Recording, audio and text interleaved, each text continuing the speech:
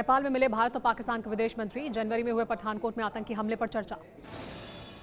पाकिस्तान के विदेश मंत्री सरताज अजीज से मिलने के बाद विदेश मंत्री सुषमा स्वराज ने कहा 27 मार्च को जांच के लिए आएगी पाकिस्तान की जांच टीम। 28 से शुरू होगी जांच। विदेश मंत्रियों की मुलाकात में भारत ने पठानकोट हमले के बाद मसूद अजहर पर क्या कार्रवाई की गई, इस पर भी सरताज अजीज ने सुषमा स्वराज को जानकारी दी। सुषमा स्वराज से मुलाकात के दौरान पाकिस्तान के विदेश मंत्री ने दिया प्रधानमंत्री मोदी को इसी साल पाकिस्तान में होने वाले सार्क सम्मेलन में शामिल होने का न्योता।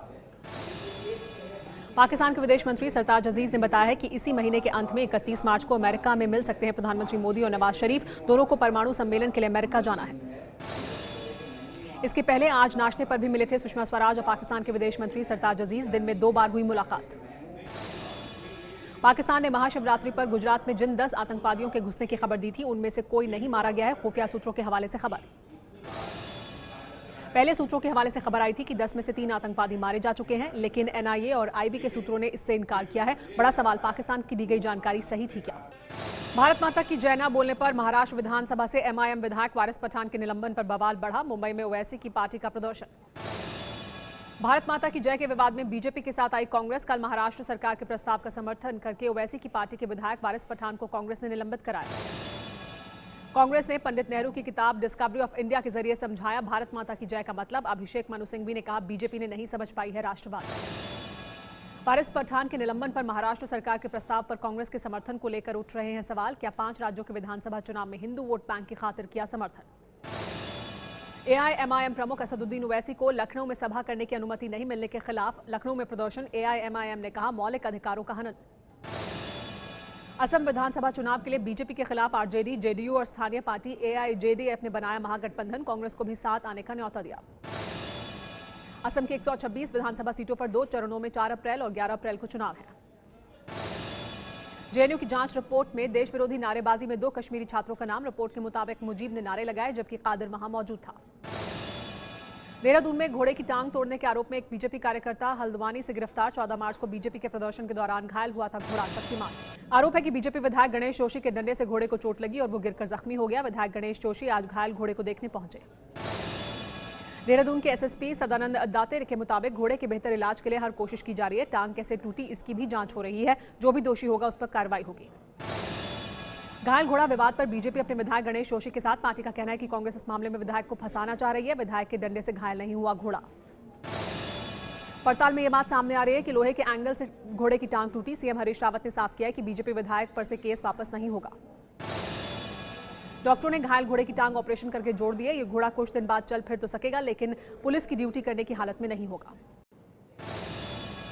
दिल्ली में शुरू हुआ सूफी सम्मेलन। प्रधानमंत्री मोदी ने कहा इस्लाम का असली मतलब शांति है, आतंक के खिलाफ लड़ाई का किसी धर्म के खिलाफ लड़ाई नहीं। 40 देशों के संतों के बीच प्रधानमंत्री मोदी ने कहा दुनिया में हिंसा की काली घटा छाई है, ऐसे में सूफीवाद नूर की तरह है। दिल्ली के विज्ञान भवन में हो रहे सूफी सम्मेलन में प्रधानमंत्री मोदी जैसे ही मंच पर भाषण देने के लिए पहुंचे, वहां भारत माता की जय के नारे लगे। सतलुज यमुना लिंक नहर को लेकर पंजाब सरकार को सुप्रीम कोर्ट से झटका। नहर को भरने और नहर से जुड़ी जमीन किसानों को लौटाने के पंजाब सरकार के फैसले पर रोक। सुप्रीम कोर्ट ने पंजाब सरकार से सतलुज यमुना लिंक नहर में यथास्थिति बरकरार रखने को कहा। 2004 से सुप्रीम कोर्ट में चल रहा था ये केस। पंजाब और हरियाणा में सतलुज यमुना लिंक नहर के पानी को लेकर झगड़ा बढ़ा। पंजाब विधानसभा के बाहर हरियाणा के आईएनएलडी और कांग्रेस विधायकों का प्रदर्शन। पंजाब विधानसभा ने सतलुज यमुना लिंक नहर बनाने की योजना को रद्द करने का प्रस्ताव पास कर दिया है और नहर के लिए किसानों की जो जमीन ली गई थी उसे लौटाने की तैयारी भी शुरू कर दी है। पंजाब और हरियाणा में पानी के बंटवारे के लिए बननी थी सतलुज यमुना लिंक नहर। कांग्रेस और आईएनएलडी का कहना है कि प्रस्ताव रद्द करने का पंजाब सरकार का फैसला संघीय ढांचे के खिलाफ है।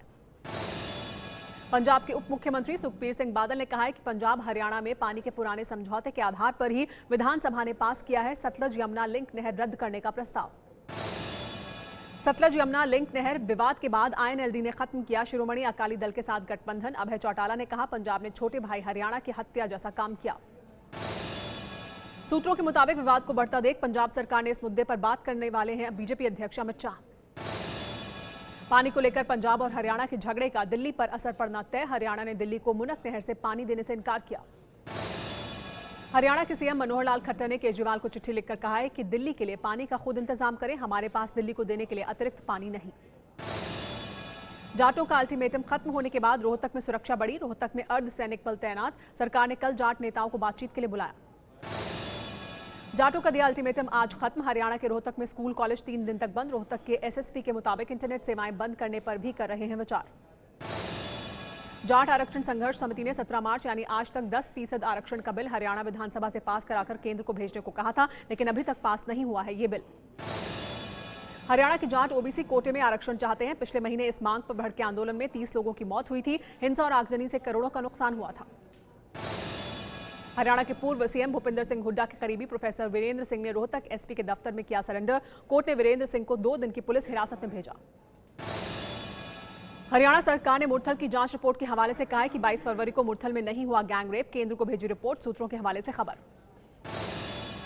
एबीपी न्यूज के ओपिनियन पोल पर बोले यूपी के सीएम अखिलेश यादव। कहा हमें सतर्क रहने की जरूरत।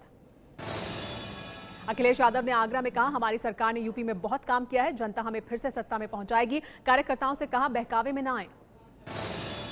एबीपी न्यूज के ओपिनियन पोल के मुताबिक आज चुनाव हुए तो बीएसपी को 185, समाजवादी पार्टी को 80, बीजेपी को 120, कांग्रेस को 13 और अन्य को 5 सीटें मिल सकती हैं। एबीपी न्यूज के ओपिनियन पोल पर यूपी में बीएसपी विधायक दल के नेता स्वामी प्रसाद मौर्य ने कहा है कि बीएसपी अपने दम पर जीतकर सरकार बनाएगी। यूपी बीजेपी के प्रदेश अध्यक्ष लक्ष्मीकांत वाजपेयी का कहना है कि एबीपी न्यूज का ओपिनियन पोल प्रायोजित है। हमें 120 की जगह 220 सीटें मिलेंगी। केंद्रीय विमान राज्य मंत्री महेश शर्मा का बड़ा बयान। गोरखपुर में कहा महंत आदित्यनाथ को यूपी का सीएम प्रोजेक्ट करने पर कोई ऐतराज नहीं। 14 दिन के लिए जेल भेजे गए महाराष्ट्र के पूर्व मुख्यमंत्री छगन भुजबल करोड़ों के भ्रष्टाचार के आरोप में प्रवर्तन निदेशालय ने किया है गिरफ्तार। भ्रष्टाचार के आरोप में गिरफ्तार चाचा छगन भुजबल और भतीजे समीर भुजबल को आमने सामने बिठाकर पूछताछ। मुंबई में ईडी के दफ्तर में हुई ये पूछताछ। बैंकों का लोन चुकाए बिना लंदन भागे उद्योगपति विजय माल्या ने प्रवर्तन निदेशालय से पेशी के लिए 2 हफ्ते की मोहलत मांगी है। कल पेश होने का है नोटिस। मुंबई में नहीं निपटाई विजय माल्या की संपत्ति। किंगफिशर हाउस हेडक्वार्टर खरीदने के लिए किसी ने भी नहीं लगाई बोली। मुंबई के विलेपाले में बंद पड़े 17,000 वर्ग फीट के किंगफिशर हाउस के लिए 150 करोड़ रिजर्व प्राइस रखी गई थी। आज किसी ने नहीं लगाई बोली। कर्ज की वसूली के लिए स्टेट बैंक ने किया था किंगफिशर हाउस की नीलामी का आयोजन। भारतीय स्टेट बैंक का माल्या पर सबसे ज्यादा कर्ज। पुणे के जर्मन बेकरी धमाकों के दोषी हिमायत बेग को नहीं होगी फांसी। बॉम्बे हाईकोर्ट ने उम्र कैद में बदला। फरवरी 2010 में जर्मन बेकरी ब्लास्ट में 17 लोगों की मौत हुई थी। पुणे में वजन घटाने के लिए सर्जरी कराना पड़ा महंगा। ऑपरेशन के 1 हफ्ते के बाद महिला की मौत। 5 साल के मासूम की जिम्मेदारी भी अब पति के कंधे पर। बेंगलुरु के विद्यानगर में खेलते खेलते वॉशिंग मशीन में गिरी बच्ची। वॉशिंग मशीन को काटकर बच्ची को सही सलामत निकाला गया। महाराष्ट्र के नागपुर में 60 लाख की कोकेन बरामद। पुलिस ने 3 आरोपियों को किया गिरफ्तार। गुजरात के राजकोट में गाय को राष्ट्रीय दर्जा देने की मांग को लेकर 7 लोगों ने डीएम दफ्तर के सामने पिया जहर। अस्पताल में भर्ती। सोने और हीरे के गहनों पर 1% एक्साइज ड्यूटी लगाए जाने के खिलाफ दिल्ली में विरोध प्रदर्शन कर रहे हैं कारोबारी। लाल किले से रामलीला मैदान तक प्रदर्शन। सराफा कारोबारियों का कहना है कि जब तक एक्साइज ड्यूटी वापस नहीं ली जाती तब तक आंदोलन जारी रहेगा। सरकार कह चुकी है कि एक्साइज ड्यूटी नहीं हटेगी। देश भर के सराफा कारोबारी 17 दिन से हड़ताल पर हैं। अभी तक इस हड़ताल के चलते करोड़ों का नुकसान हो चुका है। दिल्ली के सीएम अरविंद केजरीवाल ने प्रधानमंत्री मोदी को लिखी चिट्ठी। सराफा कारोबारियों पर लगाए जाने वाली 1% एक्साइज ड्यूटी वापस लेने की मांग की।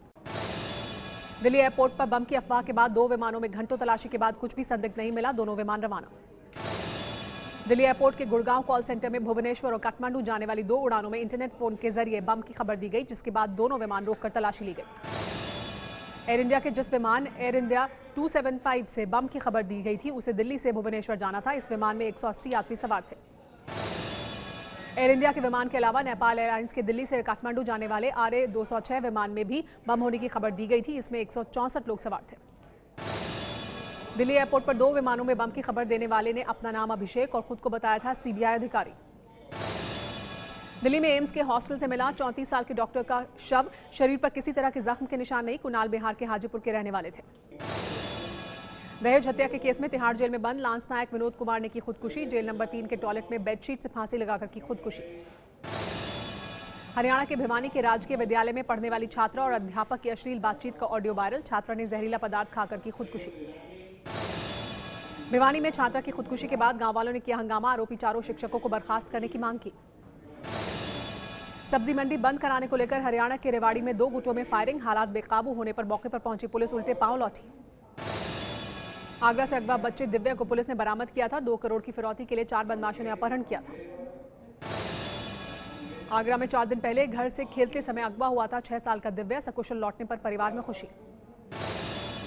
आगरा एयरपोर्ट पर अपहरणकर्ताओं के चंगुल से छुड़ाए गए 6 साल के मासूम दिव्या से मिले यूपी के सीएम अखिलेश ने की यूपी पुलिस की तारीफ। यूपी के मुजफ्फरनगर में एक समुदाय की लड़की से छेड़छाड़ को लेकर 2 समुदायों के बीच हुआ पथराव, भारी पुलिस बल तैनात। यूपी के संभल में समाजवादी पार्टी की महिला विधायक लक्ष्मी गौतम ने भरी सभा के सामने पुलिस वालों को लताड़ लगाई। गोबर उठाने के विवाद पर पुलिस वालों पर बरसीं। यूपी के औरैया जिले के विधुना में बच्चों के आपसी झगड़े के बाद पड़ोसी ने मासूम को पिलाया जहर। सैफई के अस्पताल में बच्चे की मौत, आरोपी फरार। कानपुर में कल हुए वकील जितेंद्र सिंह की हत्या के मामले में नया मोड़। पुलिस ने पुष्टि की है कि वकील की गोली मारकर हत्या नहीं हुई है, बल्कि पिटाई से हुई है मौत। वकील जितेंद्र सिंह की हत्या के बाद वकीलों ने कानपुर में प्रदर्शन किया था। इस मामले में पुलिस एसओ, चौकी इंचार्ज समेत 4 पुलिसकर्मियों को निलंबित कर दिया गया है। इलाहाबाद के एक पेट्रोल पंप पर पेट्रोल भराने को लेकर हुए मामूली विवाद के बाद बदमाशों ने जमकर उत्पात मचाया। कर्मचारियों की पिटाई कर मशीनें तोड़ डाली। पाकिस्तान के खिलाफ T20 विश्व कप के महामुकाबले के लिए जमकर तैयारियां कर रही है भारतीय टीम। रैना, रहाणे, नेगी जैसे सितारों ने ईडन गार्डन मैदान पर किया अभ्यास।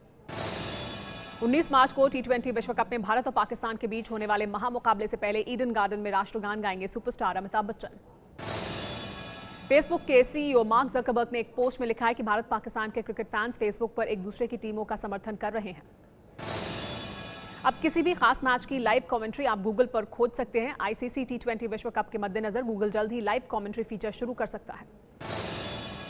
गुड़गांव के देवीलाल स्टेडियम में शहीद दिवस यानी 21 मार्च से शुरू होगी भारत केसरी दंगल कुश्ती प्रतियोगिता का आयोजन हरियाणा सरकार कर रही है। लावा का नया budget smartphone flare S1 launch. Lava की ऑफिशियल वेबसाइट पर यह फोन 4,349 रुपए में मिल रहा है। इंटेक्स का नया smartphone Intex cloud force launch, कीमत 4,999 रुपए। भारत में जल्द ही मिलेगा ये स्मार्टफोन। ताइवान की स्मार्टफोन कंपनी HTC के नए स्मार्टफोन HTC M10 का नया टीजर रिलीज। 19 अप्रैल को लॉन्च हो सकता है फोन। एप्पल के मोस्ट अवेटेड स्मार्टफोन iPhone 7 की लीक हुई तस्वीरें। तस्वीरों के मुताबिक iPhone 7 Pro डुअल कैमरा से लेस होगा। तमिल फिल्मों के सुपरस्टार विजय कुमार बीजेपी में शामिल। बीजेपी महासचिव कैलाश विजयवर्गीय ने ट्वीट करके किया स्वागत।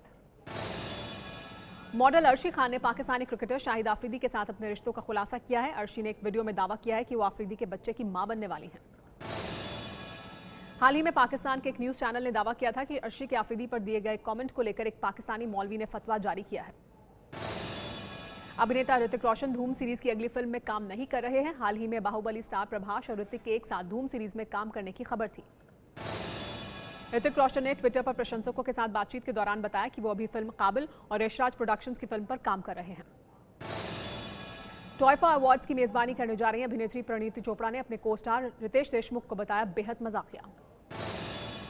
फिल्मी सितारों पर भद्दे ट्वीट करने के लिए बदनाम फिल्म अभिनेता KRK ने ऋतिक कंगना के रिश्ते का मामला सार्वजनिक हो जाने पर किया बेहद भद्दा ट्वीट।